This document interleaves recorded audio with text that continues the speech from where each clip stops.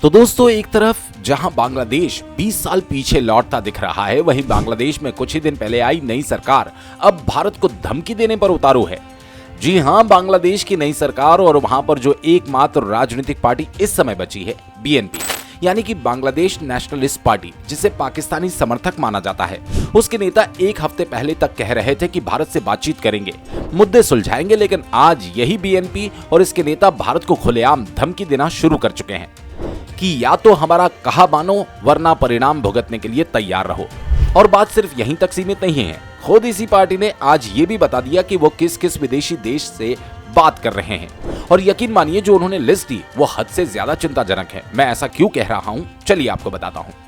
दरअसल हुआ ये कि हाल ही में बांग्लादेश नेशनलिस्ट पार्टी यानी कि बीएनपी, जो कि इस समय बांग्लादेश में एक लौती राजनीतिक पार्टी बची है, और ये बात तय है कि बांग्लादेश में जब भी चुनाव होंगे तो यही पार्टी जीतेगी, सरकार इन्हीं की बनेगी।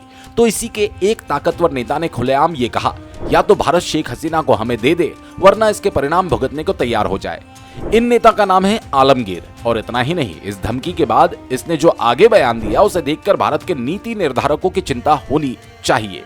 दरअसल इस व्यक्ति ने आगे कहा कि इस समय हम भारत नहीं बल्कि चीन, पाकिस्तान और ब्रिटेन और अमेरिका, इन देशों की सरकारों से बातचीत कर रहे हैं और इनके साथ संपर्क में हैं। और साथ ही आगे ये भी जोड़ा कि अभी तक हमने भारत के साथ कोई भी संपर्क नहीं साधा, न ही भारत ने हमसे कोई संपर्क किया, कोई बातचीत हुई। और ये भारत के लिए चिंता वाली बात है, क्योंकि आगामी चुनाव में बांग्लादेश में बनने वाली सरकार की पार्टी अपने एकमात्र बड़े पड़ोसी देश भारत से बात नहीं कर रही, बल्कि विदेशी ताकतों से बात कर रही है। और बात सिर्फ यहीं तक सीमित नहीं, इसी के साथ साथ इस पार्टी और इसके समर्थक सोशल मीडिया पर भारत के खिलाफ फेक न्यूज भी जमकर फैला रहे हैं। कभी कहते हैं कि भारत ने जानबूझकर हमारे देश में पानी छोड़ दिया, बाढ़ ला दी, कभी कहते हैं हमारे देश के अंदर बिजली सप्लाई नहीं कर रहा, और कभी कुछ और।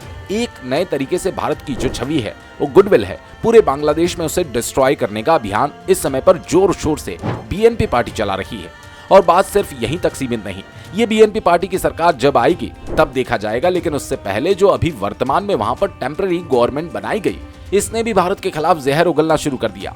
बांग्लादेश की इस समय में जो इंटरिम गवर्नमेंट है, उसके जो प्रधानमंत्री हैं मोहम्मद यूनुस, उन्होंने भारत के खिलाफ ये कहा कि भारत के नेता और भारत की मीडिया बांग्लादेश पर जो बयानबाजी कर रही है मैं उससे बिल्कुल खुश नहीं हूं। और साथ ये भी कहा कि मैं उम्मीद करता हूं कि भारत सही फैसला लेगा शेख हसीना पर, वरना अगर हम मांगेंगे शेख हसीना को ऑफिशियल भारत सरकार से, तब भारत को शर्मिंदा होना पड़ेगा।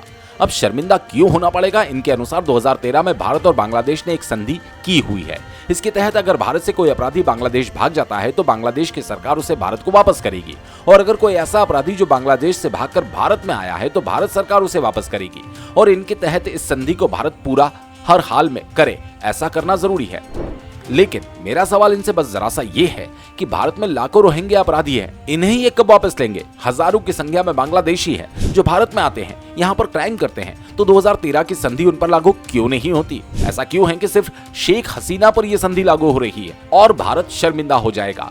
शर्मिंदा तो बांग्लादेशियों को होना चाहिए कि उनके लोग यहाँ पर आकर अपराध करते हैं, अलग अलग प्रकार की चीजों में इन्वॉल्व रहते हैं, इलीगल एक्टिविटीज करते हैं। जरा उनसे पूछना चाहिए भारत सरकार को कि आप इन्हें कब वापस लेंगे, और इनके सामने शर्त रखनी चाहिए, ठीक है हम शेख हसीना को वापस करेंगे, लेकिन शेख हसीना के साथ जो लाखों बांग्लादेशी है, जो लाखों की संख्या में रोहिंग्या भारत में घुसपैठ कर चुके हैं, उन्हें आप उनके साथ वापस ले, तभी आपको शेख हसीना सौंपी जाएगी। हालांकि आप कमेंट करके बताइए कि क्या भारत को ये मांग बांग्लादेश के सामने रखनी चाहिए या फिर नहीं। वीडियो में फिलहाल इतना ही। वीडियो अच्छा लगे तो लाइक और चैनल को सब्सक्राइब जरूर करें। धन्यवाद। जय हिंद, जय भारत।